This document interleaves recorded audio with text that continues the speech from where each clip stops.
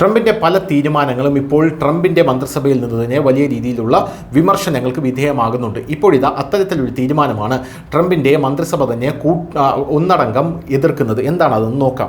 അതായത് തീരുവ യുദ്ധത്തിനിടയിലാണ് ചൈനയെ പ്രീണിപ്പിക്കാൻ ട്രംപ് നടത്തിയ ഒരു പ്രഖ്യാപനം അമേരിക്കയിലെ സ്വന്തം അനുയായികളിൽ നിന്ന് തന്നെ വിമർശനത്തിന് കാരണമായിട്ടുള്ളത്.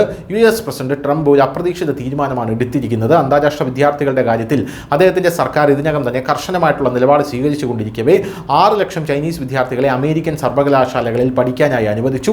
എന്നിരുന്നാലും ട്രംപിൻ്റെ തീരുമാനത്തിനെതിരെ രാജ്യത്തിനുള്ളിൽ തന്നെ വലിയ രീതിയിലുള്ള പ്രതിഷേധം ആരംഭിച്ചിട്ടുണ്ട്.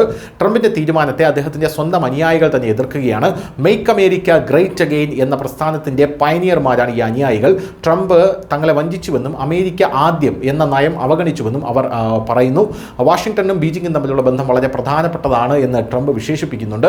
ഇത് അദ്ദേഹത്തിൻ്റെ മുൻ നയങ്ങളിൽ നിന്ന് തികച്ചും വ്യത്യസ്തമാണ്. ചൈനീസ് കമ്മ്യൂണിസ്റ്റ് പാർട്ടിയുമായി ബന്ധപ്പെട്ട വിദ്യാർത്ഥികൾക്കോ സെൻസിറ്റീവ് ഗവേഷണത്തിനോ വിസ റദ്ദാക്കുന്നതിനെക്കുറിച്ച് അദ്ദേഹം മുമ്പ് സംസാരിച്ചിരുന്നു. ഓവർ ഓഫീസിൽ നിന്ന് മാധ്യമപ്രവർത്തകരോട് സംസാരിച്ച ട്രംപ് അന്ന് പറഞ്ഞത് ഇങ്ങനെയാണ്: ഞങ്ങൾ അവരുടെ വിദ്യാർത്ഥികളെ വരാൻ അനുവദിക്കും.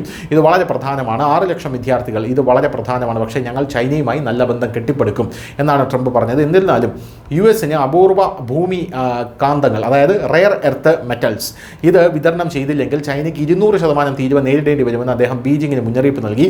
എന്നാൽ ഇരു രാജ്യങ്ങളും തമ്മിലുള്ള വ്യാപാര സംഘർഷങ്ങൾ ചൈനീസ് വിദ്യാർത്ഥികളെ ഒരു തരത്തിലും ബാധിക്കില്ലെന്നും അവർക്ക് US-ൽ പഠിക്കാൻ കഴിയുമെന്നും അദ്ദേഹം ഉറപ്പ് നൽകുന്നു.